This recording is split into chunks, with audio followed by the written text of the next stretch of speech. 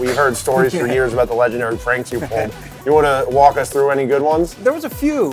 One time we had one of the maintenance guys come in and plaster his door so that it was just a wall. Oh my God. What's life like after baseball? As much as I don't know about youth soccer, I somehow found myself coaching my daughter's soccer team. Actually, I'm an assistant coach there. The famous GQ photo shoot. That's how you're going to start us off. It took some persuading from Jose for me to do it. John's a gigantic David Wright fan. You're going to go off head-to-head in each other in David Wright trivia. So I don't know what these questions are. See, I'm not sure if I believe that. I'm Vito Calisi, this is Jonathan Barron, and we're here with David Wright. We're meeting at the Apple, and as two lifelong Mets fans, this is super exciting, David. Oh, I appreciate it. Thanks for having me. What have you been up to? Just what's life like after baseball? Well, it's good to be down here. I got 3 little ones, so as much as I don't know about youth soccer, I've somehow found myself coaching my daughter's soccer team. My middle daughter's playing softball, which is exciting. And my little man is just now getting into sports, so it's a fun time.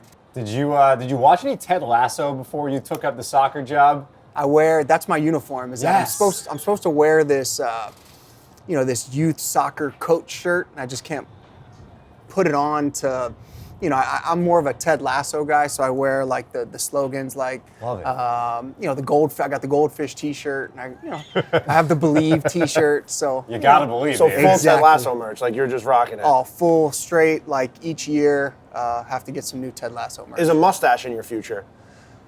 I'm gonna go with a no. Okay. But I think it would be interesting, especially to honor, Keith. Yes. I could see it in the future sometime. Now, when you're on the sidelines, are you running up and down or X's and O's? And did you take anything from former managers you played for that you are now imparting on the youngsters? I am 100% a player's coach. Love that. I'm more of an offensive-minded coach. I'm an assistant coach there. The head coach is more defensive-minded. Okay. So I'm the assistant coach on the offensive side. Not much of a yeller, more of a high-fiver. We each have our individual handshakes with the girls when they score a goal. So, just got to be careful with my back, lifting them up too much. I'm getting old now, into my 40s, so just have to be careful. What's it like? I just can't imagine David Wright reporting to somebody in a corporate ladder structure of youth soccer. Well, I got yelled at because it was my job to get there early so that we got to pick our uniform colors. And I didn't realize I had to get there that early. So this happened to this guy the other day. I thought I got there early enough, and we ended up with like gray, and the girls were very mad because we didn't get pink or purple or one of the colors that they wanted. Oh. So I'm lucky I didn't get fired over that. It's tough. Sometimes showing up on time is a challenge, but you got to do it. Yes. Yeah, I got a little scolding, but we're still here. It's all good. So, what's it like being here for you? You were here last year. You're back here at camp, just being around the guys, being at the complex. What's this like? Well, this is, I miss a lot of things about the game. I miss a lot of things about the organization, and this kind of brings back so many memories. Walking into this facility, walking into this complex, seeing the familiar faces. There's been a lot of turnover, but there's been some staples that, you get a chance to see and you start reminiscing a little bit. And that's how you know you're getting old also, is when you start talking about the good old days. But, it's good to be back down here, get that adrenaline pumping, see the guys doing their thing, going through the drills. And this was one of my favorite times of year, is getting together, forming that bond that I think is necessary to be a winning team, creating that culture. And, I certainly miss it. One of those people you had a good relationship down here with was Tags, who we've heard stories for years about the legendary pranks you pulled. You want to walk us through any good ones? There was a few. Some cars. The thing is that you have a lot of, especially once you become kind of like a veteran, where you don't take a lot of the road trips. You play a lot of the home games, and you're off a lot, during those road trips. But we found ourselves with a lot of spare time. Not a ton of things to do. So, one time we had one of the maintenance guys come in and plaster his door so that it was just a wall. So the next morning he couldn't get into his. We obviously got permission to do this from the above. The correct permits. Yes, but they plastered his door so that when he came in the next morning, he opened his door to a wall. So he couldn't get into his office. His tires. We were at the spring training facility, and during the game, he used to keep his keys in his top drawer. So I went in there and took his keys, and we got somebody to take the tires off his car, and we started hiding them around the stadium, and kind of a game of hide and seek with his tires around the stadium. God. So during the game, he comes out actually, and he couldn't find one. And we gave him a little hint, and there was a fan during the game sitting on one of his tires on the berm. David Wright is the Jim Halpert of the Mets. Who knew? Were you always such a devious guy, or did this kind of... So Tags gave it back a little bit. I don't want this to seem very one-sided. Like, he'd try to get on me and, kind of go back and forth. So it was all fun, and we every year we'd try to one-up each other. Jeez. But I don't want to know where this story ends.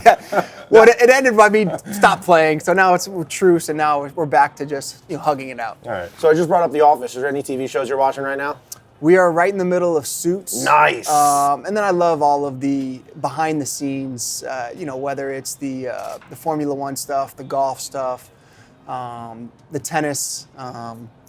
The names of these are can't remember them, but the behind the scenes. I love kind of, maybe because it brings back those memories of, the clubhouse and hanging out with the guys. But, I love seeing the behind the scenes stuff. How do you think you would have fared? Because we're seeing this a lot more. The Red Sox are doing a show with Netflix.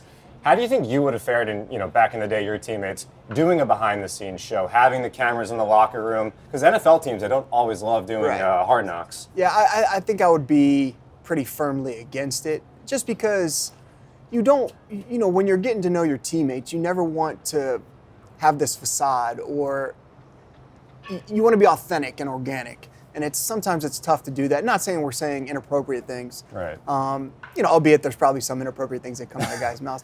But It happens on this podcast all the time. I think the biggest thing is that you want that organic bond to form during spring training and in the clubhouse. And that's like your sacred area where, you don't have to be on, or you don't have to be, necessarily, say what, you think you have to say when there's microphones and cameras in front of you. So I think I'd be against it.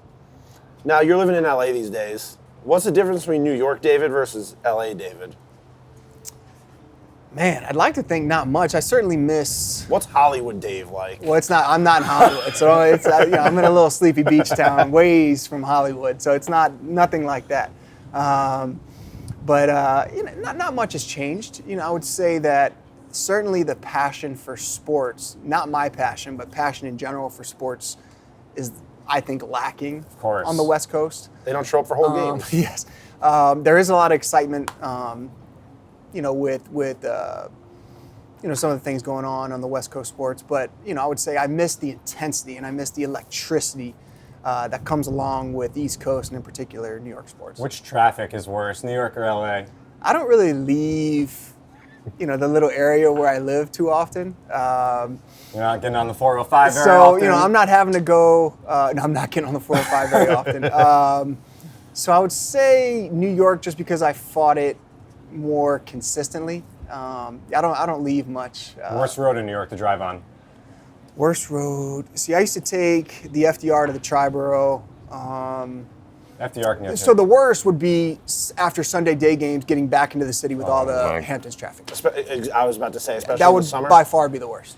Well, now in the city, Mondays are the new Sunday. So like Sundays, I feel like there's less traffic because a lot of people extend that weekend. Okay, that's good to know. So that would have helped out with the Sunday day games. Now, do you go to Disneyland with the family a lot? I give them one day out of the year. What do you like to ride there?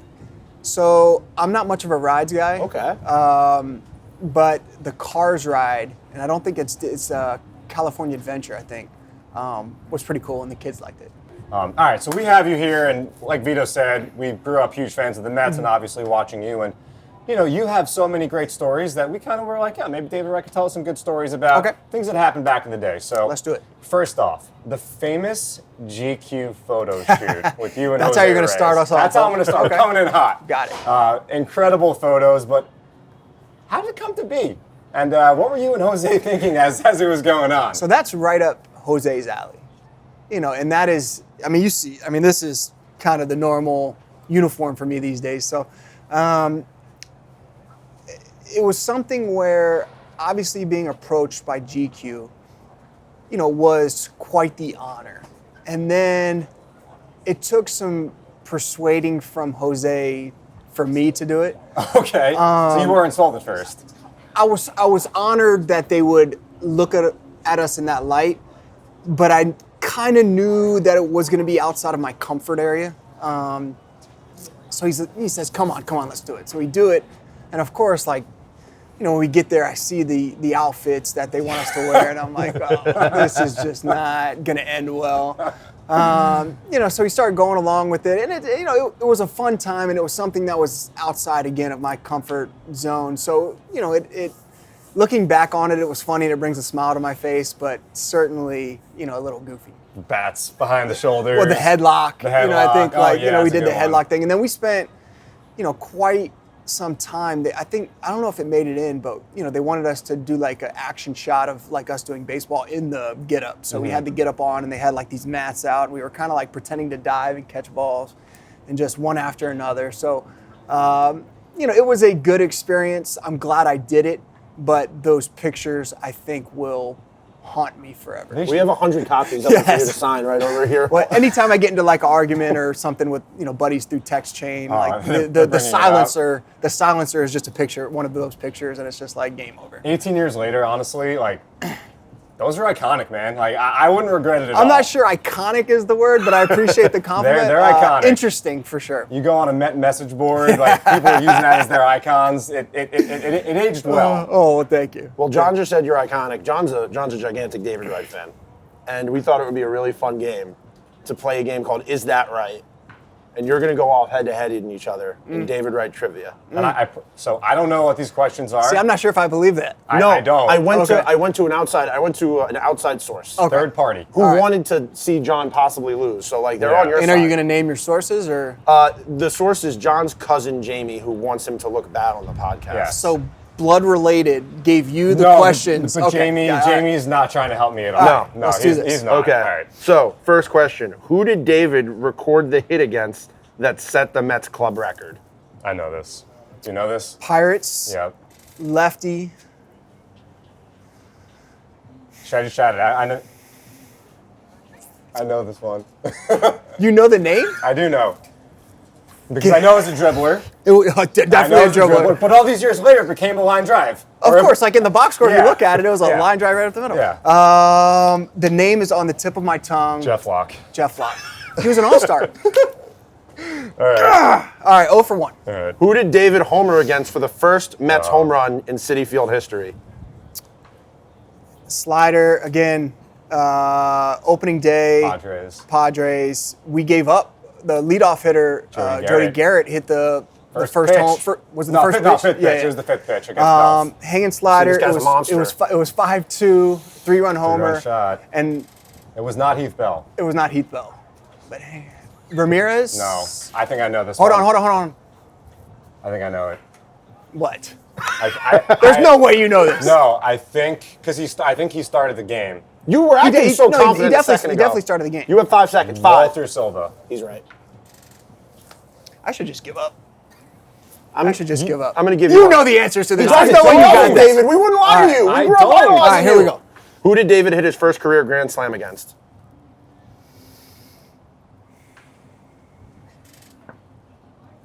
He's going to get you on this. You know it.